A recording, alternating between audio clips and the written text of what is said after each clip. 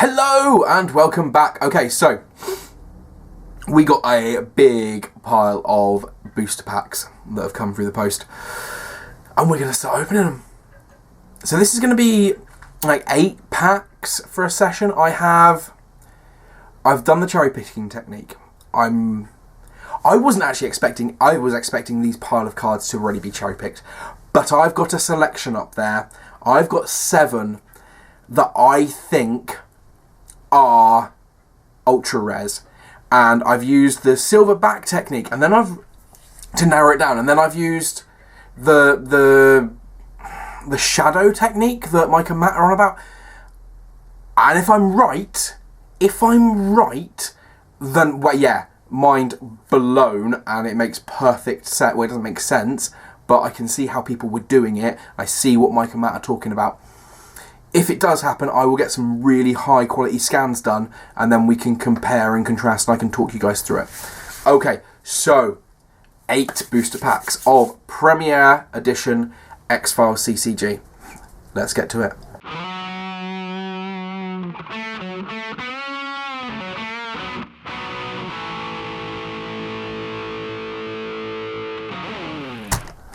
Okay everyone, right, 8 booster packs. Like I said, I don't think these will have any ultra rares inside, but they will definitely have X-Files cards, and I'm hoping not to have a massive pile of X-Files.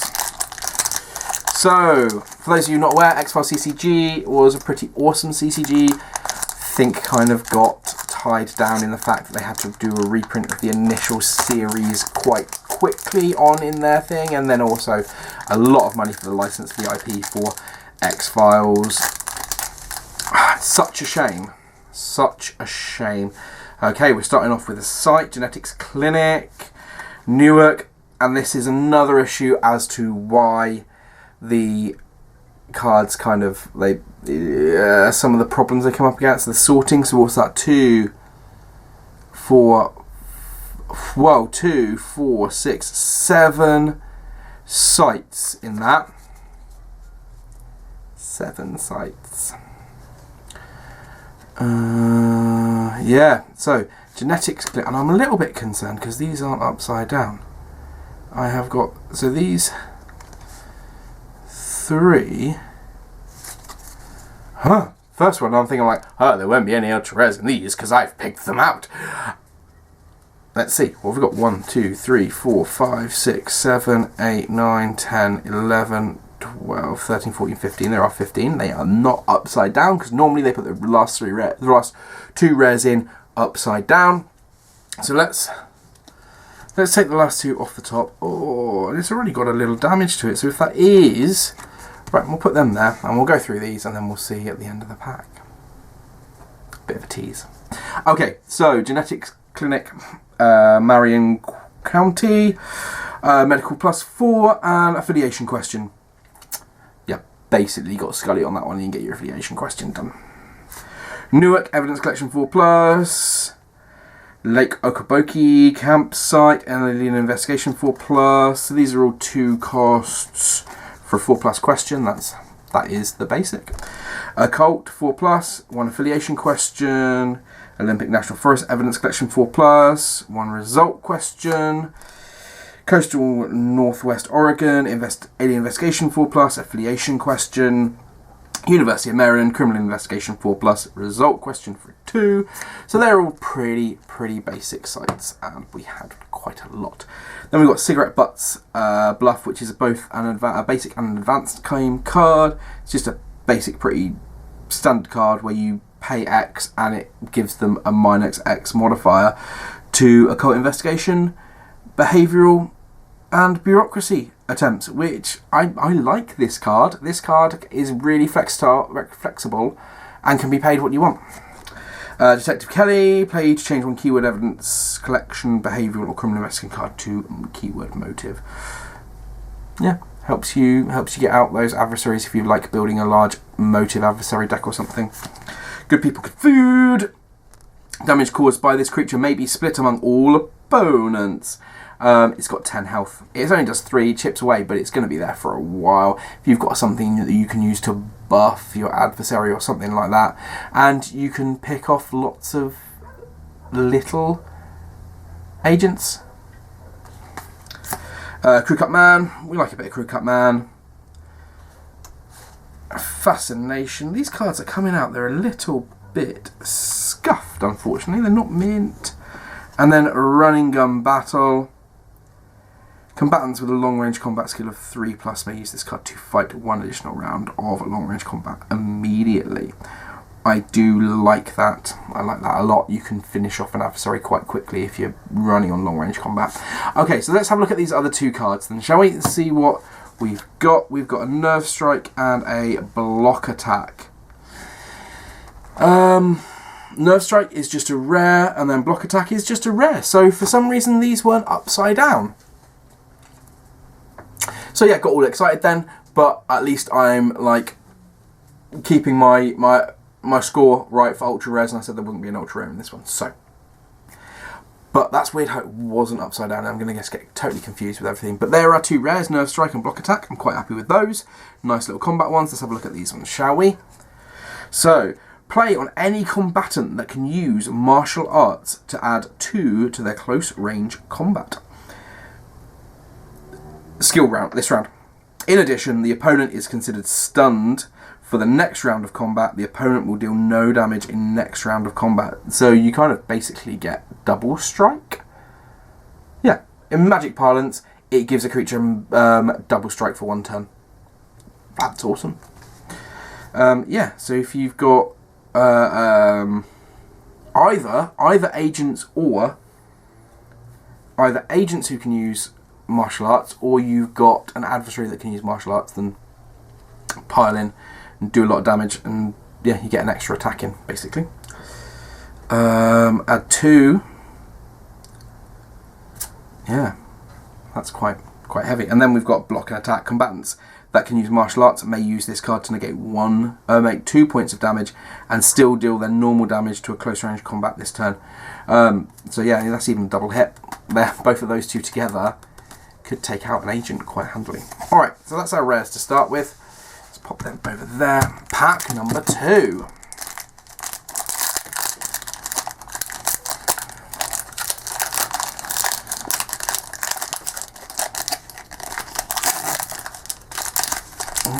We've got an equipment to start with.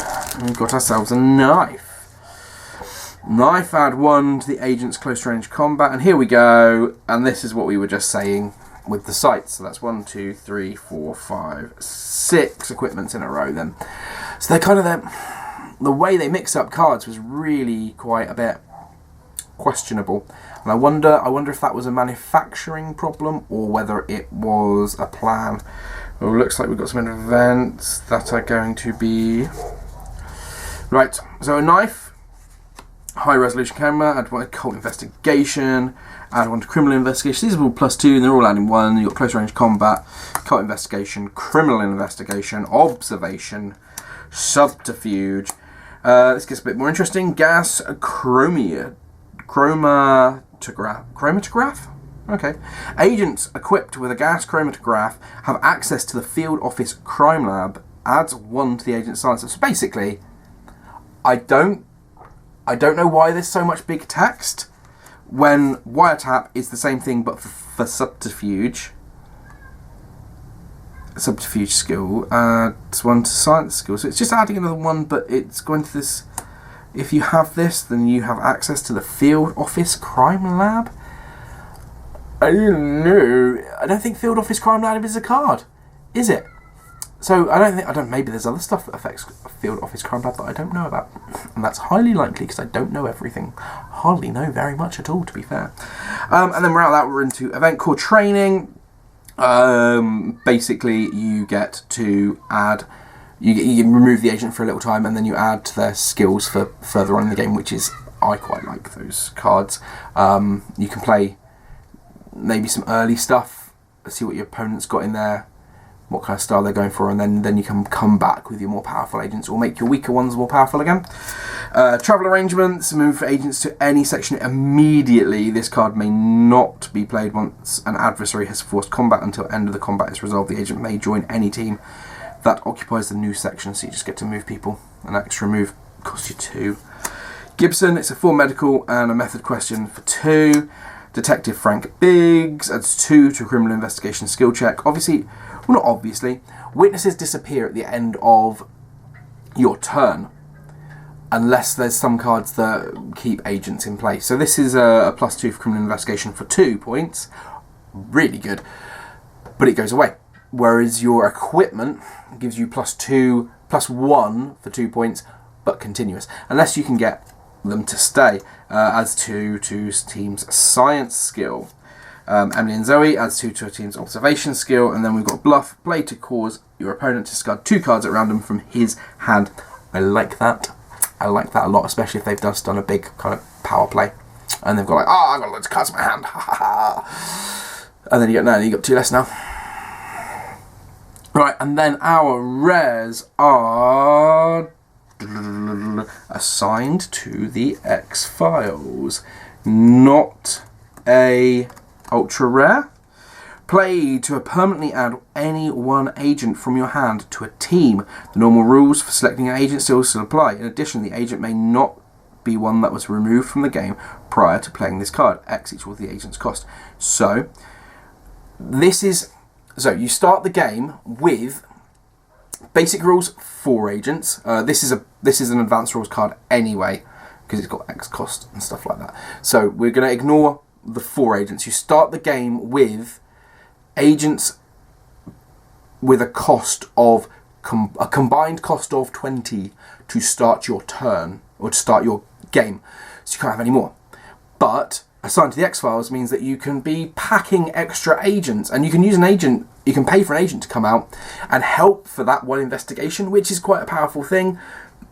It can make you complete sites really effectively, especially if your opponent's paid like boom, boom, boom, our adversary kills that one, and then we're going to get rid of that, and we're going to make it harder, and I know you can't do it. And like, oh yeah, actually I can.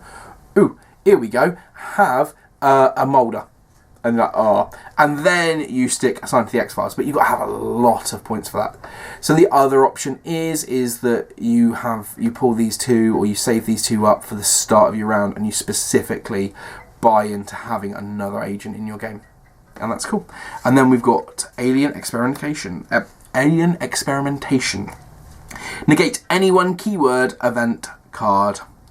So negate any one keyword event card. So keywords are up here, and this is an event and a negate and an alien. So if someone was to negate something with an alien experimentation, you could use another alien experimentation to negate that event, if that makes sense. Let's see. Oh yeah, so assigned to the X-Files, really pricey. You've just played your molder for 7, I think it's something like 7 cost. Then you've played another 8, so you've just dropped 15 resources, and you've played assigned to the X-Files. And then someone says, oh, well, alien experimentation. That sucks. Oh, but what I said about you being able to negate an alien experimentation with an alien experimentation is actually false, because the activators are conspiracy and events, which means that you have to be the opponent during the round, not the active player, whereas assigned to the X-Files is for active, so you've got to be the active player. That's cool. So yeah, this has got to be when you're the bad guy, this has got to be when you're the good guy trying to solve the X-Files. And if you're not aware of how the game works, you take your turn, so one person is the investigator, the other person is the opponent, and then once their investigation round and thing is done, you've gone, alright, okay, I've done that, and blah blah blah, everything's resolved. Now we switch over, and then the other person becomes the investigator, and you become the opponent for rules purposes. So yeah, another 2 nice rares in that one, and a few good cards. Okay, let's open up the next pack. I think we're probably going to stick to 4 packs in this lot, because I tend to talk a lot, if you couldn't tell. Well, if you're going to be opening packs, you might as well talk about the cards and what they do and why. And if you've got any kind of feedback, any of this, just put like a timestamp down and then say, oh, you were wrong about this. Oi, because I love being corrected if I'm wrong about rules. And that's not sarcastic. No, I actually do, because I like to learn and to get better at playing games, and also my memory is shocking. several things I blame that on, but we won't go into that now. But yeah, my memory is absolutely shocking, and if I get something wrong, and also I play a lot of, I used to play a lot of Magic, and now I play a lot of Arkham the Living card game, and the wording rules are slightly different in that, the way that you interpret rules. So we'll see. Okay, this is our first starter pack where we have got an X-File. Now let's see how many X-Files we have. 1, 2, 3, 4, 5, 6, 7, 8, 9. Out of 15 cards, 2 of which have to be rare, I think 3 are going to be uncommon. That's 5. So out of 10 common cards, 9 are X-Files. I proved my point, I think, about the distribution issue there. So let's just stick a big massive pile of X-Files over there. I don't know what I'm going to do with all these X-Files. Probably use them to back fan-made cards at some point. So we have got, yeah, right, puzzles within puzzles. Play to negate 1 keyword criminal investigation card for 2. That's quite a big card. What is a criminal investigation keyword card? See, is there anything in this? No, let's see if out of the older ones that we've already opened today, let's see if there's anything that has criminal investigation. There we go. There's a criminal investigation. So you drop your Frank Biggs. You've just lost an agent in the field to an adversary, but you're like, wait, no, I only need 1 or 2 more points to complete that site. Go for it, Frank Biggs. You're our hero. And then someone goes, oh, no, puzzles within puzzles. Ah. Negate it. Yeah. You're round, I guess. So yeah, that's how the keyword system works. Unnatural aging. Force the team to make a Science 4+ skill check. If they fail, choose 1 agent to go to the hospital. Then the chosen agent immediately loses 1 health. An agent's permanent health can never be produced below 1. So permanently loses 1 health, and they get sent to the hospital. Now, to go to the hospital, it doesn't say that they get any damage for being in the hospital, so that's fine. There is a slight issue with how you get out of the hospital, how much damage you have, because you don't get sent to the hospital until you go to 0 health. Your agent gets to 0 health, it goes to the hospital. It has to stay in the hospital until it has at least 4 health on it, or if it's a 3 health agent, then it can get to 3 full health. Full health or 4, whichever is lower, then it can come out. So if you've been popping away at a high health agent and it's still sticking in there, but it's on 6 health, then you send it to the hospital with unnatural aging. It's got to stay there until 2 more health has been healed off it. Awesome. A radioactive area. Increase a site prerequisite by 1 point, i.e. prerequisite skill 5+ becomes skill 6+. In addition, if the team fails a skill check, each agent on the team takes 1 point of damage. If one of the agents has a Geiger counter, this card has no effect. So yeah. And also you can drop this after you know they've already failed. Just like you can look at it and go, now that agent's dead, you're going to fail your skill check. So I'm going to play this. Okay, then we've got a nasty surprise. Add 5 tokens to your conspiracy pool. It costs 3, so you're gaining 2 if you already have 3. That's quite nice if you're trying to rush into it. Right, okay, so we've got our rares. We've got another area, alien experimentation. We've been over that one this video. Negate 1 keyword alien event card. We like that. Then our next one is grid pattern search. Select 1 card from your discard pile and place it into your hand. That could be quite a big card. That really can be. It costs you 2 to do that, and you can bring back something like that's key to some setups and things. So it's really worth like a bit of Decromancy being in your deck. Okay, so that's 3 down. We're going to do 1 more on this video, and then I think we'll call it for this week. Okay. Right, here we go, last one. Should not be an ultra rare in here. I am quite confused by the fact that the rares have not been upside down, but they have been rares, so it's not like the packs have been tampered with or anything like that. Here we go. So, equipment, and we've got another big run of equipment. So, binoculars plus agent's observation skill, wiretap, subterfuge skill, gas, chromography, which is that card that we've talked about already, which is weirdly referencing something else.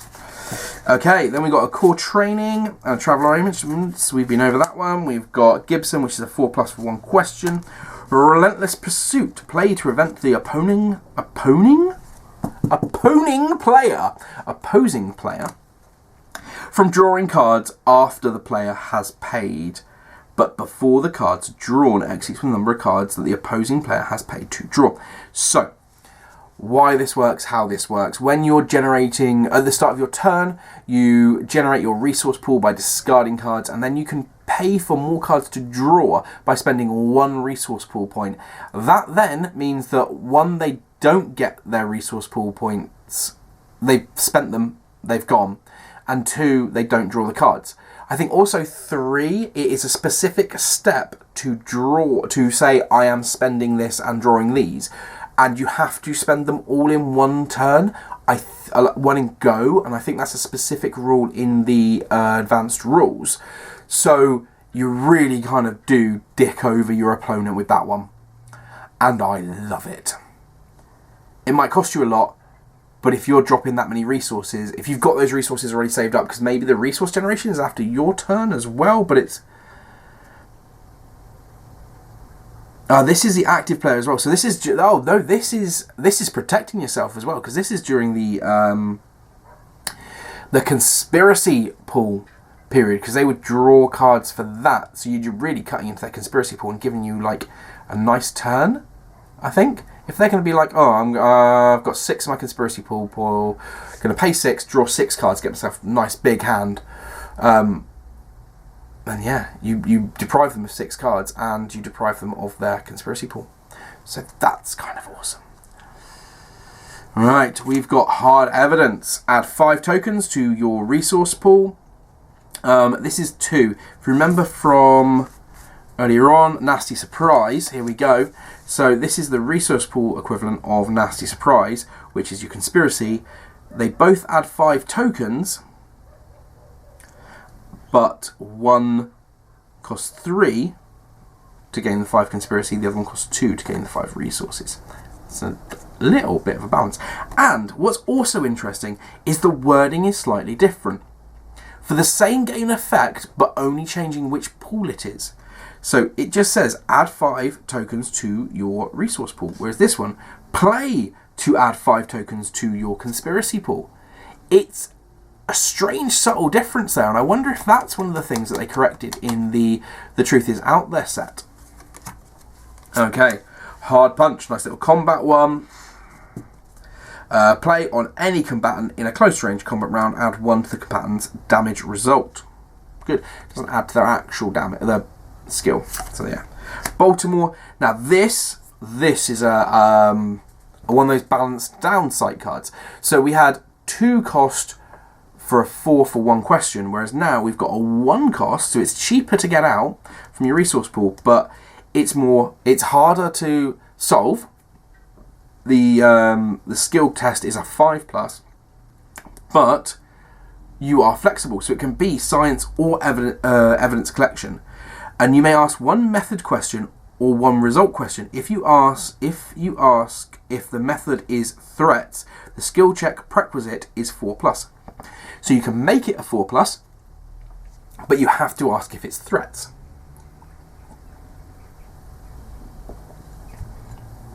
And if you haven't asked that question yet, I don't see why you're not doing it. Make it a 4. Lovely. Deadly Blur, so this is an adversary. Long range combat, non-applicable, close range 4, and health of 6, but it costs 7 to get out. And we have, of course, got game effect, as most adversaries do. Any agent damaged by the Deadly Blur is placed in the hospital for the next 2 turns, regardless of how much health they have. Each opponent's long-range combat and close-range combat is reduced by 1 point. The deadly burn may use subterfuge combat cards. So I wonder if they do they get a long-range combat attack if it's non-applicable? That's an interesting question that I'm going to have to bring up at some point with people who've played. Because I would say if you're saying it's non-applicable for long-range combat, then there wouldn't be any long-range combat. Or maybe it's non-applicable because you can't add to its long-range combat. But anyway, so it can use subterfuge combat cards. If it gets through long-range combat and gets to close-range combat, you're going to send someone to hospital for 2 turns. Whatever happens. Okay, another adversary. Pheromone-induced psychosis. Long-range combat special, close-range combat special. Play this card on a team in the... Let's start that one again, shall we? We go. Play this card on a team in the field that plays a witness. The witness card is discarded and the team is attacked. The creature's long-range combat and close-range combat are equal to the witness's modifier. If the witness has no modifier, treat the witness as a 3+. Oh, +3. Wow. That's big.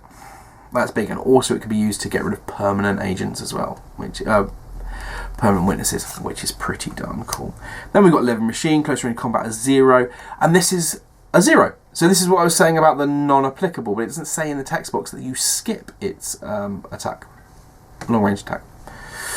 Close range combat 4 and it has a health of 7. Fight combat as normal except skip the long range combat and go straight to the close range combat. Agents must use their computer skill as their value in close range combat. If an agent has no computer skill, his value is 1. Yeah. Okay. That's quite nice. Especially if you think someone's going to like not play. Yeah. Okay, so we've got 2 combats as our rares. Let's have a look at this. We have got a chokehold. Nice.